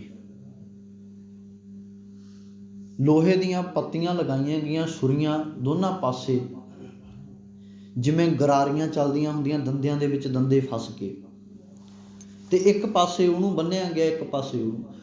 ਹੁਣ ਜਦੋਂ ਗੇੜਾ ਦਿੱਤਾ ਗਿਆ ਨਾ, ਹਜੇ ਜਿਉਂਦੇ ਨੇ, ਸਵਾਸ ਨਿਕਲੇ ਨੇ, ਤੇ ਸ਼ਾਹਬਾਜ਼ ਸਿੰਘ ਦੇ ਪਿੰਡੇ ਦੇ ਵਿੱਚ ਖੁੱਭੀਆਂ ਹੋਈਆਂ ਉਹਨਾਂ ਦੰਦਿਆਂ ਨੇ ਜਦੋਂ ਖੂਨ ਦੀਆਂ ਧਾਰਾਂ ਵਗਾਈਆਂ ਨਾ, ਤਾਂ ਪਿਤਾ ਦੇ ਚਿਹਰੇ ਤੇ ਪੈ ਗਈਆਂ। ਚੜਖੜੀ ਰੋਕ ਲਈ, ਕਿਉਂਕਿ ਹੁੰਦਾ ਨਾ ਵੀ ਖੂਨ ਦੇਖ ਕੇ ਵੱਡੇ ਵੱਡੇ ਡੋਲ ਜਾਂਦੇ ਨੇ। ਚਰਖੜੀ ਰੋਕ ਕੇ ਨਾ ਕਾਜੀ ਫੇਰ ਗਿਆ, ਕਹਿੰਦਾ ਦੇਖ ਸੁਬੇਗ ਸਿੰਘਾ, ਹਲੇ ਵੀ ਕੁਝ ਨਹੀਂ ਵਿਗੜਿਆ, ਜ਼ਖਮ ਭਰੇ ਜਾ ਸਕਦੇ ਆ, ਇਲਾਜ ਕੀਤਾ ਜਾ ਸਕਦਾ, ਤੇਰਾ ਪੁੱਤ ਵੀ ਬਚ ਜਾਵੇਗਾ, ਤੂੰ ਵੀ ਬਚ ਜਾਵੇਂਗਾ। ਕਿਉਂ ਜਿੱਦ ਕੀਤੀ ਹੈ ਸਰਕਾਰ ਨਾਲ? ਉਹ ਕਹਿੰਦੇ ਤੂੰ ਆਪਣਾ ਕੰਮ ਕਰ, ਸਾਨੂੰ ਆਪਣਾ ਕਰਨ ਦੇ। ਵੇਖੋ ਚਰਖੜੀਆਂ ਤੇ ਚੜ ਕੇ ਵੀ ਹਾਸੇ ਚਿਹਰਿਆਂ ਦੇ ਉੱਤੇ, ਵੀ ਤੂੰ ਆਪਣਾ ਕੰਮ ਕਰ, ਤੂੰ ਆਪਣੇ ਮਾਲਕ ਦਾ ਹੁਕਮ ਵਜਾ, ਮੈਂ ਆਪਣੇ ਮਾਲਕ ਦਾ ਵਜਾਉਣਾ। ਅਸੀਂ ਇੱਥੇ ਛੋਟੇ ਛੋਟੇ ਦੁੱਖਾਂ ਤੋਂ ਡਰ ਜਾਂਦੇ ਹਾਂ। ਸਾਡੇ ਹਾਲਾਤ, ਕਿਉਂਕਿ ਅਸੀਂ ਇਸ ਸੰਸਾਰ ਦੇ ਵਿਕਾਰਾਂ ਦੇ ਵਿੱਚ ਜੁੜੇ ਹੋਏ ਹਾਂ। ਸਾਨੂੰ ਇਸ ਸੰਸਾਰ ਦੀ ਮਾਇਆ ਨੇ ਭਰਮ ਦੇ ਵਿੱਚ ਭੁਲਾਇਆ ਹੋਇਆ ਏ, ਭੁਲੇਖੇ ਵਿੱਚ ਪਾਇਆ ਹੋਇਆ ਏ ਵੀ ਸ਼ਾਇਦ ਇੱਥੇ ਹੀ ਰਹਿਣਾ ਹੈ, ਇੱਥੇ ਸਥਿਰ ਰਹਿਣ ਦੇ ਲਈ ਅਸੀਂ ਤਾਂ ਹੀ ਭੱਜ ਦੌੜ ਲਗਾਈ ਹੋਈ ਹੈ, ਤਾਂ ਹੀ ਅਸੀਂ ਇਕੱਠਾ ਕਰਨ ਦੇ ਵਿੱਚ ਲੱਗੇ ਹੋਏ ਹਾਂ। ਸਾਡਾ ਮੋਹ, ਲਾਲਚ, ਪਿਆਰ, ਸਾਰਾ ਕੁਝ ਇਸ ਸੰਸਾਰ ਦੇ ਨਾਲ ਹੀ ਅਸੀਂ ਬੰਨ੍ਹ ਕੇ ਰੱਖ ਲਿਆ ਹੈ। ਪਰ ਨਹੀਂ, ਇਹ ਤਾਂ ਇੱਕ ਰੁੱਖ ਦੀ ਛਾਂ ਦੇ ਵਾਂਗੂ ਹੈ, ਜਿਹੜੀ ਸਮਾਂ ਢਲਣ ਦੇ ਨਾਲ ਨਾਲ ਛਾਂ ਵੀ ਢਲਦੀ ਜਾਂਦੀ ਹੈ। ਇਹ ਤਾਂ ਮਾਇਆ ਦਾ ਇੱਦਾਂ ਦਾ ਮੋਹ ਹੈ। ਤੇ ਕਹਿੰਦੇ ਵੀ ਤੂੰ ਆਪਣਾ ਕੰਮ ਕਰ। ਚਰਖੜੀਆਂ ਤੇ ਚੜਾ ਦਿੱਤਾ, ਦੋਨੇ ਸਰੀਰ ਪਿੰਜ ਕੇ ਰੱਖ ਦਿੱਤੇ, ਤੁੰਬਾ ਤੁੰਬਾ ਕਰਕੇ ਟੁੱਟ ਗਏ, ਕੱਟੇ ਗਏ, ਟੋਟੇ ਟੋਟੇ ਹੋ ਗਏ ਸਰੀਰ। ਪਰ ਸਿੱਖੀ ਨਹੀਂ ਹਾਰੀ, ਕਿਉਂਕਿ ਸਿੱਖੀ ਕੇਸਾਂ ਸਵਾਸਾਂ ਦੇ ਨਾਲ ਨਿਭਾਈ ਜਾਂਦੀ ਹੈ। ਅਰਦਾਸ ਵਿੱਚ ਵੀ ਇਹੀ ਪੜ੍ਹਦੇ ਆਪਾਂ, ਜਿਨ੍ਹਾਂ ਨੇ ਸਿੱਖੀ ਕੇਸਾਂ ਸਵਾਸਾਂ ਸੰਗ ਨਿਭਾਈ। ਹੁਣ ਆਪਾਂ ਵੀ ਇਹ ਵਿਚਾਰ ਕਰਨੀ ਹੈ ਸਿੱਖ ਕੇ ਇਤਿਹਾਸ ਤੇ ਬਾਣੀ ਤੋਂ, ਕਿ ਅਸੀਂ ਵੀ ਕਦੇ ਮਨ ਦੇ ਵਿੱਚ ਇਹ ਖਿਆਲ ਲੈ ਕੇ ਆਂਦਾ ਵੀ ਇਹ ਸਤਿਗੁਰੂ ਦਾਤਾ, ਸਾਡੀ ਵੀ ਜਿਹੜੀ ਸਿੱਖੀ ਆ ਉਹ ਸਵਾਸਾਂ ਤੇ ਕੇਸਾਂ ਦੇ ਸੰਗ ਨਿਭ ਜਾਵੇ। ਸਵਾਸਾਂ ਤੇ ਕੇਸਾਂ ਦੇ ਸੰਗ ਸਾਡੀ ਵੀ ਸਿੱਖੀ ਨਿਭ ਜਾਵੇ।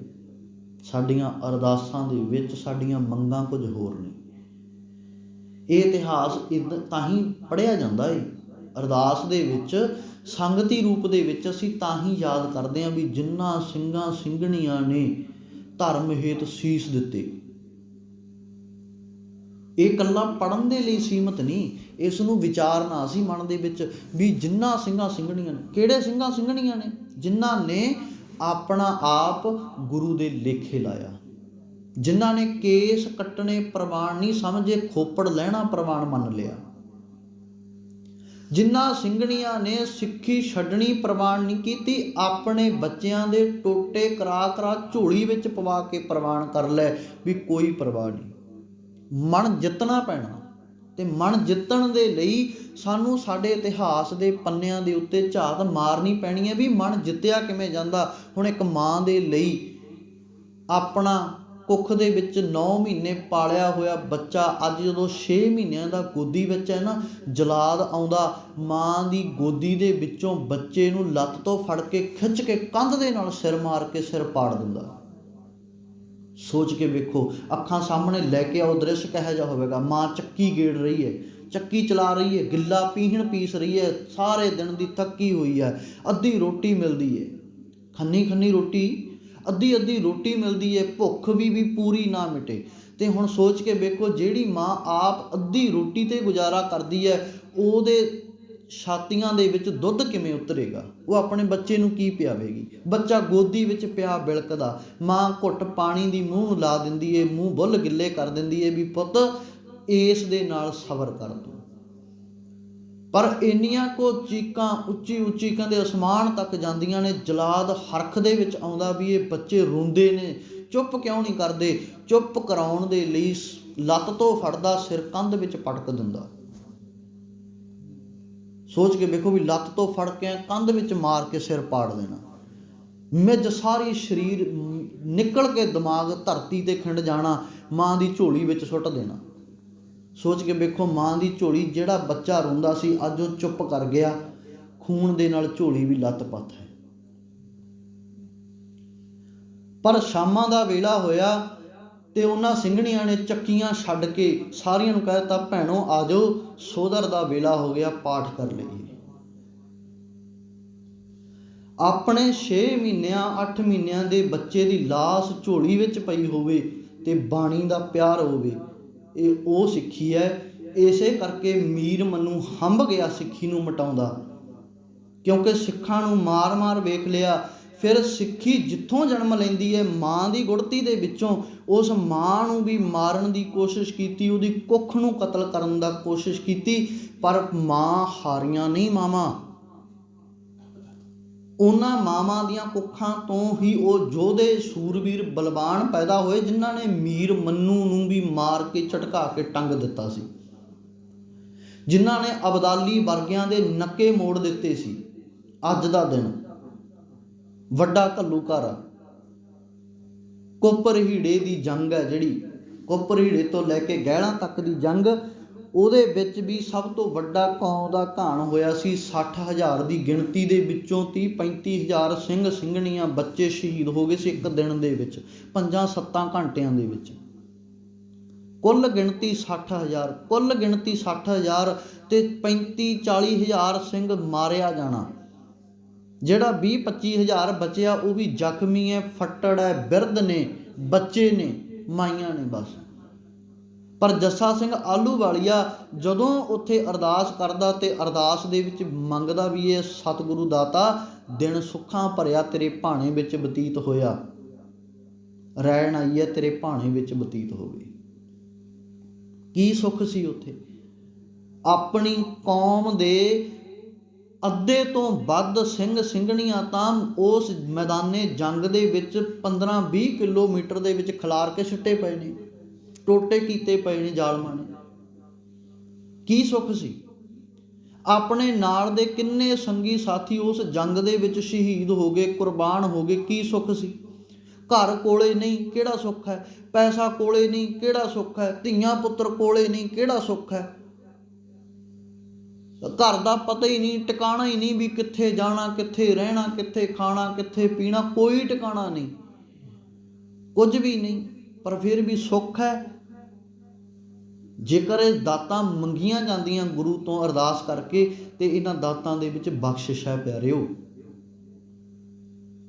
ਅਸੀਂ ਵੀ ਮੰਗੀਏ ਦਾਤਾਂ ਨੂੰ ਵੀ ਸਤਿਗੁਰੂ ਦਾਤਾ ਤੂੰ ਆਪਣੇ ਨਾਮ ਦੀ ਦਾਤ ਸਾਡੀ ਝੋਲੀ ਪਾ ਦੇ। ਸਾਰਾ ਕੁਝ ਦੁਨੀਆ ਦਾ ਹੋਵੇ, ਸਾਰਾ ਕੁਝ ਹੋਵੇ, ਪਰ ਇੱਕ ਜੇਕਰ ਗੁਰੂ ਦੀ ਦਾਤ ਸਾਡੇ ਕੋਲ ਨਹੀਂ ਨਾ, ਉਹ ਸਾਰਾ ਕੁਝ ਹੋਇਆ ਵੀ ਨਿਹਫਲ ਹੈ, ਕੋਈ ਮੁੱਲ ਨਹੀਂ ਉਹਦਾ। ਤੇ ਮੁੱਲ ਉਹਦਾ ਏ ਜਿਹੜਾ ਗੁਰੂ ਦੇ ਨਾਮ ਦੇ ਨਾਲ ਜ਼ਿੰਦਗੀ ਬਤੀਤ ਕਰਦਾ। ਫਿਰ ਚੇਤਾ ਰੱਖਿਓ, ਜਿਹੜਾ ਗੁਰੂ ਨੂੰ ਵਾਕਈ ਮਨ ਤੋਂ ਧਿਆਉਂਦਾ। ਦਿੱਲੀ ਦੇ ਵਿੱਚ 2 ਤਖਤ ਨੇ, ਇੱਕ ਬੰਗਲਾ ਸਾਹਿਬ ਵਾਲਾ ਤਖਤ ਹੈ, ਇੱਕ ਔਰੰਗਜ਼ੇਬ ਦਾ ਤਖਤ ਹੈ, ਲਾਲ ਕਿਲੇ ਵਾਲਾ। ਪਰ ਔਰੰਗਜ਼ੇਬ ਗੁਰੂ ਪਾਤਸ਼ਾਹ ਜੀ ਨੂੰ ਸੱਦਦਾ, ਗੁਰੂ ਪਾਤਸ਼ਾਹ ਜੀ ਜਾਂਦੇ ਨਹੀਂ ਗੁਰੂ ਹਰਕ੍ਰਿਸ਼ਨ ਸਾਹਿਬ ਜੀ। ਤੇ ਉਹ ਬੰਗਲੇ ਦਾ ਮਾਲਕ ਜਦੋਂ ਗੁਰੂ ਪਾਤਸ਼ਾਹ ਜੀ ਅੱਗੇ ਅਰਦਾਸ ਬੇਨਤੀ ਕਰਦਾ, ਗੁਰੂ ਪਾਤਸ਼ਾਹ ਜੀ ਉੱਥੇ ਜਾਂਦੇ ਨੇ, ਉਹਦੇ ਬੰਗਲੇ ਦੇ ਵਿੱਚ ਗੁਰੂ ਦੇ ਕਦਮ ਪੈਣ ਦੇ ਨਾਲ ਉਹ ਬੰਗਲੇ ਤੋਂ ਬੰਗਲਾ ਸਾਹਿਬ ਬਣ ਜਾਂਦਾ ਹੈ। ਤੇ ਸੋਚ ਕੇ ਵੇਖੋ, ਜਿਹੜੀ ਇਮਾਰਤ ਅਸੀਂ ਖੜੀ ਕਰਦੇ ਹਾਂ ਉਹ ਪਹਿਲਾਂ ਇਮਾਰਤ ਹੁੰਦੀ ਹੈ। ਜਿਸ ਦਿਨ ਉਹਦੇ ਵਿੱਚ ਗੁਰੂ ਗ੍ਰੰਥ ਸਾਹਿਬ ਦਾ ਪ੍ਰਕਾਸ਼ ਹੋ ਜਾਂਦਾ, ਉਹ ਗੁਰਦੁਆਰਾ ਸਾਹਿਬ ਬਣ ਜਾਂਦਾ। ਸਾਡਾ ਮਨ ਹਜੇ ਮਨ ਹੈ, ਤੇ ਅਸੀਂ ਇਸ ਮਨ ਨੂੰ ਵੀ ਹਰਮੰਦਰ ਬਣਾਉਣਾ, ਗੁਰੂ ਦਾ ਘਰ ਬਣਾਉਣਾ। ਸਾਡੀ ਇਸ ਜ਼ਿੰਦਗੀ ਦੇ ਵਿੱਚ ਇਹ ਕਮਾਈ ਕਰਨੀ ਹੈ, ਅਸੀਂ ਇਹ ਕੰਮ ਕਰਨਾ, ਇਹ ਕਾਰਜ ਕਰਨਾ ਹੈ। ਅਸੀਂ ਇੱਥੇ ਇਹ ਕਾਰਜ ਕਰਨ ਦੇ ਲਈ ਹੀ ਅਸੀਂ ਸੰਸਾਰ ਦੇ ਵਿੱਚ ਆਏ ਹਾਂ, ਵੀ ਇਸ ਮਨ ਨੂੰ ਉਹ ਸਤਿਗੁਰੂ ਦੇ ਨਾਲ ਜੋੜ ਲਈਏ ਜਿਸ ਦੇ ਸਾਹਮਣੇ ਜਾ ਕੇ ਇਹਨੇ ਖੜੇ ਹੋਣਾ ਹੈ। ਉਹ ਤਾਂ ਆਪੇ ਸਤਿਗੁਰੂ ਅਕਾਲ ਪੁਰਖ ਦਾਤਾ ਹੈ, ਰਹਿਮਤਾਂ ਦਾ ਮਾਲਕ ਹੈ। ਅਚਰ ਚਰੈ ਤਾਂ ਸਿੱਧ ਹੋਈ, ਸਿੱਧੀ ਤੇ ਬੁੱਧ ਪਾਈ, ਪ੍ਰੇਮ ਕੇ ਸਰ ਲਾਗੇ ਤਨ ਭੀਤਰ, ਤਾਂ ਭਰਮ ਕਾਟਿਆ ਜਾਈ। ਮਨ ਦੇ ਵਿੱਚੋਂ ਵਹਿਮ ਭਰਮ ਸਹਿਮ ਇਹ ਕੱਟਿਆ ਉਦੋਂ ਜਾਵੇਗਾ ਜਦੋਂ ਸਤਿਗੁਰੂ ਦੇ ਚਲਾਏ ਹੋਏ ਸ਼ਬਦ ਰੂਪੀ ਤੀਰ ਸਾਡੇ ਮਨ ਦੇ ਵਿੱਚ ਆ ਕੇ ਵੱਜ ਗਏ, ਲੱਗ ਗਏ।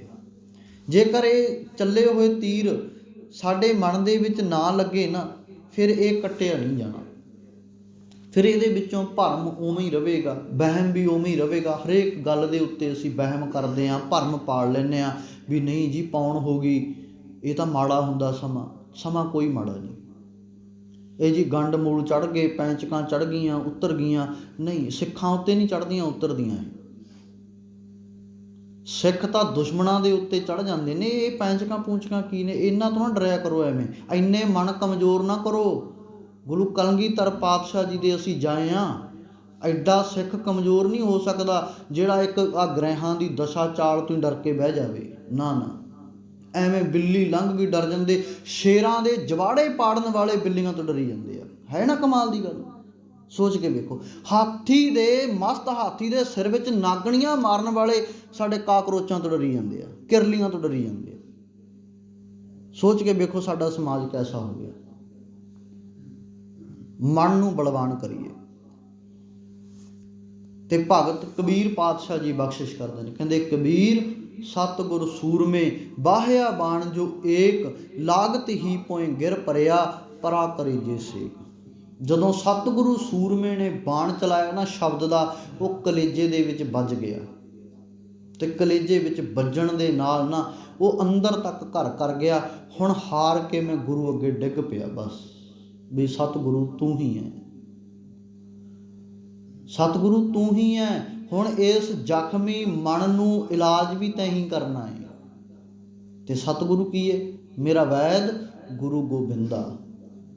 ਹਰ ਹਰ ਨਾਮ ਔਖਦ ਮੁਖ ਦੇਵੈ, ਦਵਾਈ ਪਾਉਂਦਾ ਮੁਖ ਦੇ ਵਿੱਚ ਗੁਰੂ। ਕਾਹਦੀ? ਨਾਮ ਰੂਪ, ਨਾਮ ਰੂਪੀ ਦਵਾਈ ਮੁਖ ਦੇ ਵਿੱਚ ਪਾਉਂਦਾ ਹੈ। ਹਰ ਹਰ ਨਾਮ ਔਖਦ ਮੁਖ ਦੇਵੈ, ਕਾਟੈ ਜਮ ਕੀ ਫੰਦਾ, ਉਹ ਜਮਾਂ ਦੇ ਫੰਦੇ ਤੋਂ ਕੱਟ ਦਿੰਦਾ ਹੈ। ਫਿਰ ਹੀ ਸਾਡਾ ਜੀਵਨ ਜਿਹੜਾ ਹੈ ਉਹ ਸਫਲਾ ਹੋਵੇਗਾ। ਅੱਗੇ ਬਖਸ਼ਿਸ਼ ਕਰਦੇ ਨੇ, ਇਹ ਸੰਸਾਰ ਸਭ ਆਵਣ ਜਾਣਾ, ਮਨ ਮੂਰਖ ਚੇਤ ਅਜਾਣਾ। ਹੈ ਮੇਰੇ ਮੂਰਖ ਮਨਾ, ਉਸ ਮਾਲਕ ਨੂੰ ਚੇਤੇ ਵਿੱਚ ਰੱਖ। ਇਹ ਸੰਸਾਰ ਤਾਂ ਆਉਣਾ ਜਾਣਾ ਇੱਕ ਪਰਮਾਤਮਾ ਦਾ ਖੇਡਾ ਹੈ, ਖੇਲ ਹੈ। ਇੱਕ ਆਇਆ ਇੱਕ ਗਿਆ, ਇੱਥੇ ਜੋ ਉਪਜਿਓ ਸੋ ਬਿਨਸ ਹੈ, ਪਰੋ ਆਜ ਕੈ ਕਾਲ। ਸਭ ਨੇ ਜਾਣਾ ਹੈ, ਸਭਨਾ ਸਹੁਰੇ ਬੰਝਣਾ, ਸਭ ਮੁਕਲਾਵਣ ਹਾਰ। ਇੱਥੇ ਕੋਈ ਥਿਰ ਨਹੀਂ, ਕੋਈ ਪੱਕਾ ਨਹੀਂ, ਕੋਈ ਕਿਸੇ ਦਾ ਟਿਕਾਣਾ ਨਹੀਂ। ਸਾਡੇ ਤੋਂ ਵਡੇਰੇ ਚਲੇ ਗਏ, ਸਾਡੇ ਤੋਂ ਛੋਟੇ ਵੀ ਚਲੇ ਗਏ, ਸਾਡੇ ਵੇਖਦੇ ਵੇਖਦੇ ਸਾਡੇ ਹਾਣੀ ਵੀ ਚਲੇ ਗਏ। ਅਸੀਂ ਵੀ ਚਲੇ ਜਾਣਾ, ਰਹਿਣਾ ਅਸੀਂ ਵੀ ਨਹੀਂ। ਤੇ ਸਤਿਗੁਰੂ ਕਹਿੰਦੇ, ਜਦ ਰਹਿਣਾ ਨਾਹੀਂ ਏਤ ਜਗ, ਤਾਂ ਕਾਇਤ ਗਾਰਬ ਹੰਢੀ ਹੈ। ਫਿਰ ਕਾਹਨੂੰ ਹੰਕਾਰ ਦੇ ਵਿੱਚ ਮਰੀ ਜਾਈਏ ਐਵੇਂ, ਜਦੋਂ ਰਹਿਣੇ ਨਹੀਂ। ਹੰਕਾਰ ਕਾਹਦਾ? ਹੰਕਾਰ ਛੱਡ ਦਈਏ, ਤਿਆਗ ਦਈਏ, ਫਿਰ ਸਤਿਗੁਰੂ ਸਾਨੂੰ ਮਿਲ ਪਵੇਗਾ। ਹਰ ਜੀਓ ਕਿਰਪਾ ਕਰੋ ਗੁਰ ਮੇਲੋ, ਤਾਂ ਹਰ ਨਾਮ ਸਮਾਣਾ, ਹੇ ਹਰੀ ਪ੍ਰਮਾਤਮਾ ਜੀ ਤੁਸੀਂ ਕਿਰਪਾ ਕਰੋ, ਮੈਨੂੰ ਗੁਰੂ ਦੇ ਨਾਲ ਮੇਲ ਦੇਵੋ। ਜਦੋਂ ਗੁਰੂ ਦੇ ਨਾਲ ਮੇਰਾ ਮਿਲਾਪ ਹੋ ਗਿਆ, ਫਿਰ ਹਰੀ ਪ੍ਰਮਾਤਮਾ ਦਾ ਨਾਮ ਮੇਰੇ ਅੰਦਰ ਵਸ ਜਾਵੇਗਾ, ਸਮਾ ਜਾਵੇਗਾ। ਜਿਸ ਕੀ ਬਾਤ ਸੋਈ ਪ੍ਰਭ ਜਾਣੈ, ਜਿਸਨੋਂ ਦੇ ਸੋ ਪਾਏ। ਜਿਸ ਪਰਮਾਤਮਾ ਦੀ ਇਹ ਵਸਤੂ ਹੈ ਨਾ, ਉਹੀ ਮਾਲਕ ਪਰਮਾਤਮਾ ਇਸ ਵਸਤੂ ਨੂੰ ਜਾਣਦਾ ਹੈ। ਇਸ ਵਸਤੂ ਨੂੰ ਫਿਰ ਉਹੀ ਆਪਣੀ ਕਿਰਪਾ ਦੇ ਨਾਲ ਟਿਕਾਉਂਦਾ ਹੈ। ਇਹ ਉਸ ਨੂੰ ਹੀ ਬਖਸ਼ਦਾ ਜਿਸ ਉੱਤੇ ਮਾਲਕ ਦੀ ਰਹਿਮਤ ਹੋ ਜਾਂਦੀ ਹੈ, ਕਿਰਪਾ ਹੋ ਜਾਂਦੀ ਹੈ। ਵਸਤ ਅਨੂਪ ਅਤ ਅਗੰਮ ਅਗੋਚਰ, ਗੁਰ ਪੂਰਾ ਅਲਖ ਲਖਾਏ। ਉਹ ਗੁਰੂ ਪੂਰਾ ਜਿਹੜਾ ਗਿਆਤ ਤੋਂ ਪਰੇ ਹੈ, ਗਿਆਨ ਤੋਂ ਪਰੇ ਹੈ, ਜਿਸ ਨੂੰ ਲਖਿਆ ਨਹੀਂ ਜਾ ਸਕਦਾ, ਬਿਆਨ ਨਹੀਂ ਕੀਤਾ ਜਾ ਸਕਦਾ। ਉਹ ਅਕਾਲ ਪੁਰਖ ਜਿਹੜਾ ਬਿਆਨ ਤੋਂ ਵੀ ਪਰੇ ਹੈ, ਉਹ ਦਾਤਾ ਅਕਾਲ ਪੁਰਖ ਪਰਮਾਤਮਾ ਅਗੰਮ ਹੈ, ਉਹਦੀ ਗੰਮਤਾ ਨੂੰ ਨਹੀਂ ਪਾਇਆ ਜਾ ਸਕਦਾ। ਉਹ ਅਗੋਚਰ ਹੈ। ਉਸ ਪਰਮਾਤਮਾ ਤੱਕ ਗਿਆਨ ਇੰਦਰੀਆਂ ਦੀ ਪਹੁੰਚ ਨਹੀਂ ਹੋ ਸਕਦੀ। ਅਗੋਚਰ ਦਾ ਅਰਥ ਹੈ ਜਿੱਥੇ ਗਿਆਨ ਇੰਦਰੀਆਂ ਦੀ ਪਹੁੰਚ ਨਾ ਹੋਵੇ। ਜਿਨ ਇਹ ਚਾਖੀ ਸੋਈ ਜਾਣੈ, ਗੂੰਗੇ ਕੀ ਮਠਿਆਈ। ਹੁਣ ਜਿਹੜੀ ਅਕਾਲ ਪੁਰਖ ਪਰਮਾਤਮਾ ਦੀ ਰਹਿਮਤ ਹੈ ਨਾ, ਉਹਦੀ ਬਖਸ਼ਿਸ਼ ਹੈ, ਉਹਦਾ ਰਸ ਇੰਨਾ ਕੁ ਹੈ ਵੀ ਜਿਵੇਂ ਕੋਈ ਗੂੰਗੇ ਬੰਦੇ ਨੂੰ ਮਠਿਆਈ ਖਵਾ ਕੇ ਕਹੇ ਵੀ ਦੱਸੀ ਮਿੱਠਾ ਕਿੰਨਾ ਕਾ, ਉਹ ਗੂੰਗਾ ਬੋਲ ਕੇ ਕੀ ਦੱਸੇਗਾ। ਸੋਚ ਕੇ ਵੇਖੋ ਨਾ ਵੀ ਉਹ ਗੂੰਗਾ ਬੋਲ ਕੇ ਕੀ ਦੱਸੇਗਾ। ਉਹ ਤਾਂ ਜਦੋਂ ਚੱਖ ਕੇ ਦੰਦੀ ਵੱਢੇਗਾ ਨਾ, ਉਹਨੂੰ ਕੋਈ ਪੁੱਛੇ ਵੀ ਕਿਹੇ ਜਿਹੀ ਲੱਗੀ, ਬਸ ਉਹ ਤਾਂ ਕਹੂਗਾ ਵੀ ਬਹੁਤ ਸਵਾਦ ਹੈ। ਉਹਦੇ ਚਿਹਰੇ ਤੋਂ ਉਹ ਪਤਾ ਲਵੇ ਹਾਂ ਵੀ ਵਾਕਈ ਸਵਾਦ ਬਣੀ ਹੈ, ਵੀ ਇਹਨੇ ਕਹਿਤਾ ਬਹੁਤ ਸਵਾਦ ਹੈ ਤਾਂ ਬਹੁਤ ਸਵਾਦ ਹੈ। ਤੇ ਸਤਿਗੁਰੂ ਕਹਿੰਦੇ ਇੱਦਾਂ ਹੀ ਉਹ ਅਕਾਲ ਪੁਰਖ ਪਰਮਾਤਮਾ ਦਾ ਨਾਮ ਹੈ, ਜਿਹੜਾ ਇਹਨੂੰ ਚੱਖ ਲੈਂਦਾ, ਉਹਨੂੰ ਬਿਆਨ ਨਹੀਂ ਕਰ ਸਕਦਾ, ਉਹ ਦੱਸਿਆ ਨਹੀਂ ਜਾ ਸਕਦਾ ਵੀ ਕਿੰਨਾ ਕੋ ਆਨੰਦਮਈ ਹੈ, ਕਿੰਨਾ ਕੋ ਪਿਆਰ ਵਾਲਾ ਹੈ, ਕਿੰਨਾ ਕੋ ਰਸ ਵਾਲਾ ਹੈ।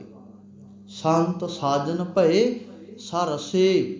ਸਾ ਰਸੇ, ਸਾ ਰਸੇ ਦਾ ਅਰਥ ਹੈ ਰਸ ਦੇ ਸਹਿਤ, ਰਸ ਭਰਪੂਰ। ਕਹਿੰਦੇ ਉਹ ਸੰਤ ਤੇ ਸਾਜਨ ਰਸ ਦੇ ਨਾਲ ਭਰ ਜਾਂਦੇ ਨੇ, ਜਿਨ੍ਹਾਂ ਦੇ ਮਨ ਦੇ ਵਿੱਚ ਸਤਿਗੁਰੂ ਦੀ ਬਾਣੀ ਵਸ ਜਾਂਦੀ ਹੈ। ਜਿਨ ਰਾਮ ਜਾਣਿਆ ਤਿਨੇ ਪਛਾਨਿਆ, ਜਿਉਂ ਗੂੰਗੇ ਸਾਕਰ ਮਨ ਮਾਨਿਆ। ਜਿਵੇਂ ਗੂੰਗੇ ਨੂੰ ਕੋਈ ਸ਼ੱਕਰ ਖਵਾ ਦੇਵੇ, ਉਹਦਾ ਮਿੱਠੇ ਦੇ ਵਿੱਚ ਮਨ ਮੰਨ ਜਾਂਦਾ ਹੈ, ਰੀਝ ਜਾਂਦਾ ਵੀ ਬਹੁਤ ਮਿੱਠਾ। ਕਹਿੰਦੇ ਇਸ ਤਰੀਕੇ ਨਾਲ ਉਹ ਮਾਲਕ ਪਰਮਾਤਮਾ ਜਿਹੜਾ ਹੈ ਉਹ ਸਾਡੇ ਅੰਦਰ ਵਸ ਜਾਂਦਾ ਹੈ। ਉਹਦਾ ਪਿਆਰ ਇੰਨਾ ਅੰਦਰ ਵਸ ਜਾਂਦਾ ਹੈ। ਕਹਿੰਦੇ ਹਰ ਗੁਣ ਕਹਿਤੇ ਕਹਿਣ ਨਾ ਜਾਈ। ਉਹ ਹਰੀ ਮਾਲਕ ਪਰਮਾਤਮਾ ਜੀ ਦੇ ਗੁਣਾਂ ਨੂੰ ਮੈਂ ਕਹਿੰਦਾ ਜਾਵਾਂ, ਪਰ ਉਸ ਨੂੰ ਬਿਆਨ ਨਹੀਂ ਕੀਤਾ ਜਾ ਸਕਦਾ। ਜੈਸੇ ਗੂੰਗੇ ਕੀ ਮਠਿਆਈ, ਜਿਵੇਂ ਗੂੰਗੇ ਦੀ ਮਠਿਆਈ ਹੈ। ਗੁਰਬਾਣੀ ਵਿੱਚ ਵੱਖ-ਵੱਖ ਉਦਾਹਰਨਾਂ ਦਿੱਤੀਆਂ ਵੀ ਕਿਵੇਂ ਪਰਮਾਤਮਾ ਦਾ ਰਸ ਹੈ, ਜਿਹੜਾ ਆਨੰਦ ਹੈ ਉਹ ਕਿਹੋ ਜਿਹਾ। ਰਤਨ ਲੁਕਾਇਆ ਲੂਕੇ ਨਾਹੀਂ। ਤੇ ਜਿਹੜਾ ਉਹ ਅਕਾਲ ਪੁਰਖ ਪਰਮਾਤਮਾ ਸੱਚਾ ਦਾਤਾ ਹੈ, ਉਹ ਇੱਕ ਐਸਾ ਰਤਨ ਹੈ ਜਿਹੜਾ ਲੁਕਾਇਆ ਕਿਸੇ ਤੋਂ ਲੁਕਦਾ ਨਹੀਂ ਹੈ। ਛੁਪਾਉਣ ਨਾਲ ਉਹ ਮਾਨਕ ਜਿਹੜਾ ਹੈ ਛੁਪਦਾ ਨਹੀਂ। ਉਸ ਨੂੰ ਕੋਈ ਵੀ ਕੋਸ਼ਿਸ਼ ਕਰੇ ਛੁਪਾਉਣ ਦੀ ਤਾਂ ਉਸ ਨੂੰ ਕੋਈ ਲੁਕੋ ਨਹੀਂ ਸਕਦਾ। ਰਤਨ ਲੁਕਾਇਆ ਲੁਕੇ ਨਾਹੀਂ, ਜੇ ਕੋ ਰੱਖੈ ਲੁਕਾਈ। ਸਭ ਕਿਛ ਤੇਰਾ ਤੂੰ ਅੰਤਰਜਾਮੀ, ਤੂੰ ਸਭਨਾ ਕਾ ਪ੍ਰਭ ਸੋਈ। ਕਹਿੰਦੇ ਹੇ ਮੇਰੇ ਮਾਲਕ ਜੀ, ਤੂੰ ਅੰਤਰਜਾਮੀ ਹੈ, ਸਾਰਾ ਕੁਝ ਜਾਣਨ ਵਾਲਾ ਹੈ, ਤੂੰ ਸਾਰਿਆਂ ਦਾ ਪਰਮਾਤਮਾ ਹੈ, ਪ੍ਰਭ ਆਸਰਾ ਹੈ ਤੂੰ ਸਭਨਾ ਦਾ। ਜਿਸਨੋਂ ਦਾਤ ਕਰੇ ਸੋ ਪਾਏ, ਜਨ ਨਾਨਕ ਅਵਰ ਨਾ ਕੋਈ। ਕਹਿੰਦੇ ਜਿਸ ਨੂੰ ਤੂੰ ਦਾਤਾਂ ਬਖਸ਼ ਦਿੰਦਾ ਹੈ ਦਾਤਿਆ, ਉਹ ਮਾਲਕ ਪਰਮਾਤਮਾ ਫਿਰ ਹੇ ਜਨ ਨਾਨਕ ਉਹਦੇ ਵਰਗਾ ਹੋਰ ਕੋਈ ਹੈ ਹੀ ਨਹੀਂ। ਉਹਦੀਆਂ ਦਾਤਾਂ ਬਹੁਤ ਵੱਡੀਆਂ ਨੇ। ਸਾਡੇ ਜਿਹੜੇ ਭੰਡਾਰੇ ਨੇ, ਉਸ ਦਾਤਾਂ ਨੂੰ ਲੈਣ ਦੇ ਲਈ ਸਾਡੇ ਕੋਲੇ ਮਨ ਰੂਪੀ ਭਾਂਡਾ ਹੈ, ਉਸ ਨੂੰ ਖਾਲੀ ਕਰਨਾ ਪਵੇਗਾ ਉਹ ਦਾਤਾਂ ਪਵਾਉਣ ਦੇ ਲਈ। ਉਹਨੂੰ ਖਾਲੀ ਭਾਵ ਕਿ ਆਪਣੀਆਂ ਮਨ ਮਰਜ਼ੀਆਂ ਛੱਡਣੀਆਂ ਪੈਣਗੀਆਂ, ਸਾਨੂੰ ਮਨ ਮਰਜ਼ੀਆਂ ਤਿਆਗਣੀਆਂ ਪੈਣਗੀਆਂ, ਫਿਰ ਗੁਰੂ ਦੀ ਮਰਜ਼ੀ ਉਹਦੇ ਵਿੱਚ ਪਵੇਗੀ। ਜਦੋਂ ਗੁਰੂ ਦੀ ਮਰਜ਼ੀ ਸਾਡੇ ਮਨ ਵਿੱਚ ਪੈ ਗਈ ਨਾ, ਫਿਰ ਮਨ ਜੀਤਾ ਜਗ ਜੀਤ, ਫਿਰ ਮਨ ਜਿੱਤਿਆ ਜਾਵੇਗਾ, ਫਿਰ ਜਗ ਜਿੱਤਿਆ ਜਾਵੇਗਾ। ਸਤਿਗੁਰੂ ਰਹਿਮਤਾਂ ਕਰਨ, ਕਿਰਪਾ ਕਰਨ।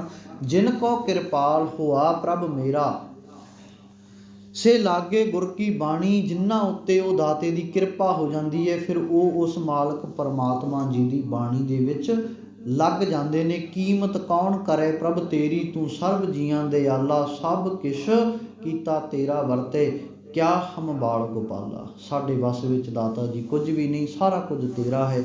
ਫਿਰ ਹੀ ਸਤਿਗੁਰੂ ਕਿਰਪਾ ਕਰਨਗੇ, ਰਹਿਮਤ ਕਰਨਗੇ। ਇਹ ਲੋਕ ਸੁਖੀਏ ਪਰਲੋਕ ਸੁਹੇਲੇ, ਨਾਨਕ ਹਰ ਪ੍ਰਭ ਆਪੇ ਮੇਲੇ। ਭੁੱਲਾਂ ਨਾ ਚਤਾਰਨੀਆਂ, ਗੁਰੂ ਕਾ ਸ਼ਬਦ ਪੱਲੇ ਨਾਲ ਬੰਨ੍ਹ ਕੇ ਕਮਾਈ ਕਰਨੀ, ਫਿਰ ਹੀ ਇਹ ਲੋਕ ਤੇ ਪਰਲੋਕ ਸੁਹੇਲਾ ਹੈ। ਅਰਦਾਸ ਕਰਨੀ ਸਤਿਗੁਰੂ ਦਾਤਾ ਜੀ, ਕਹਿਣੀ ਤੇ ਕਰਨੀ ਦੇ ਵਿੱਚ ਪਰਪੱਕਤਾ ਆ ਜਾਵੇ, ਤੁਹਾਡਾ ਨਾਮ ਸਾਡੀ ਝੋਲੀ ਦੇ ਵਿੱਚ ਵਸ ਜਾਵੇ, ਫਿਰ ਹੀ ਇਹ ਲੋਕ ਤੇ ਪਰਲੋਕ ਸੁਹੇਲਾ ਹੈ। ਫਤਿਹ ਪ੍ਰਵਾਨੋ ਜੀ। ਵਾਹਿਗੁਰੂ ਜੀ ਕਾ ਖਾਲਸਾ, ਵਾਹਿਗੁਰੂ ਜੀ ਕੀ ਫਤਿਹ।